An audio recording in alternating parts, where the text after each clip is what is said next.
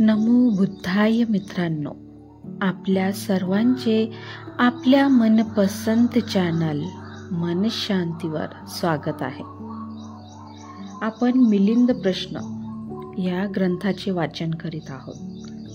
चला तर सुरू करूया आजच्या वाचनाला. उपभाग 15. आयुष्यमान नागसेनाची मिलिंद राजाशी पहिली भेट.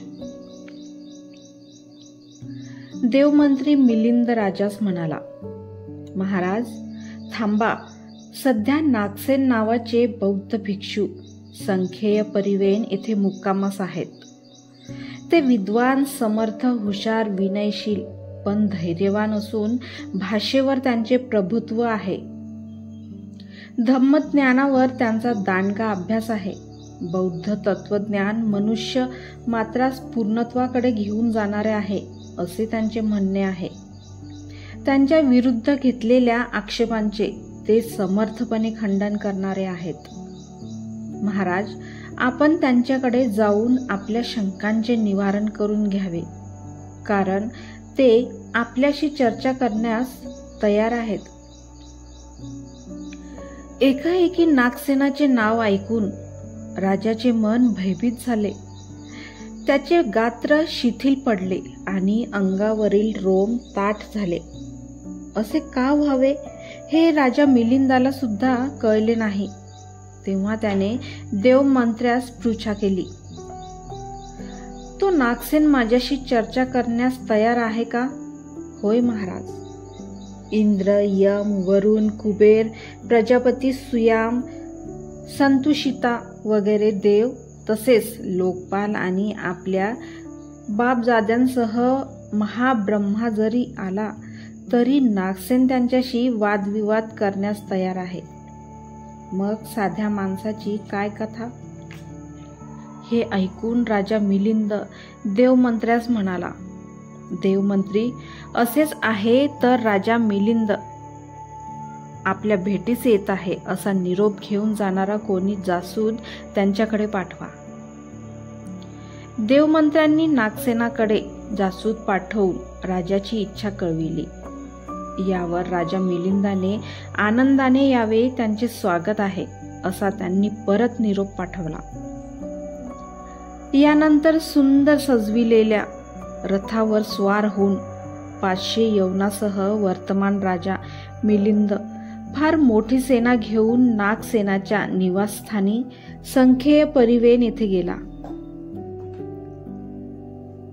त्यावेळी आयुष्यमान नागसेन 80,000 भिक्षूंच्या मध्यभागी संमेलन गृहात बसले होते. नागसेनाच्या भेटीसाठी उत्सुक असलेल्या राजा मिलिंदाने दुरूनच ही परिषद पाहिली. स्वर्णभूमीवर दिव्य रत्नांचा सडा शिंपडल्यासारखे ते काषाय वस्त्रधारी भिक्षू शोभून दिसत होते. हे पाहून राजा मिलिंद म्हणाले, देवमंत्री, ही एवढी मोठी परिषद कोणाची आहे? महाराज, ही परिषद आयुष्यमान नागसेनाची आहे. दुरून येत असता राजाची दृष्टी परिषदेवर खिळून बसली असतानाच राजाच्या मनात भय उत्पन्न झाले. गात्र शिथिल पडले व सर्वांगास थरकाप सुटला. त्याच्या मनावर विलक्षण परिणाम झाला. हत्तीस गेंड्याने घेरावे, गरुड पक्षाने सर्पास वेढा द्यावा, अजगराने कोल्ह्यास विळखा घालावा, रान म्हशीने अस्वलास कोंडीत पकडावे, सापाने बेडकाचा पाठलाग करावा, सिंहाने हरिणाची दानादान करावी, गारुड्याने सर्प पकडावा, मांजराने उंदीर पकडावा, वैद्याने भूताची बांधणी करावी, राहूने चंद्र ग्रासावा, साप पेटाऱ्यात बंद व्हावा, पक्षाने पिंजऱ्यात अडकून पडावे, मासा जाळ्यात अडकावा, हिंस्र पशूंच्या अरण्यात एखाद्याने वाट चुकावी, वैश्रमणाप्रती यशाकडून अपराध घडावा, तसेच एखाद्या देवाचे देवपण भरत यावे. तसा राजा घाबरून उदास, चिंताग्रस्त व खिन्न झाला.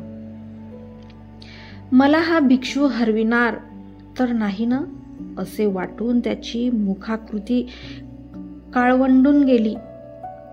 परंतु एवढ्या लोकांपुढे आपली नाचक्की होऊ नये म्हणून त्याने आपल्या अंगी लटके धैर्य आणले व तो देवमंत्र्यास म्हणाला, देवमंत्री, तुम्ही सांगितले नाही तरी मी आयुष्यमान नागसेन कोण ते अचूक ओळखेन. ठीक आहे महाराज, नागसेनास आपणच ओळखावे. त्यावेळी आयुष्यमान नागसेनाचे बसण्याचे आसन मध्यभागी ठेवले होते. समोर बसलेले 40,000 भिक्षू नागसेनापेक्षा वयाने मोठे आणि मागे बसलेले 40,000 भिक्षू वयाने लहान होते. सर्व विनयाकुल स्थितीत बसले होते.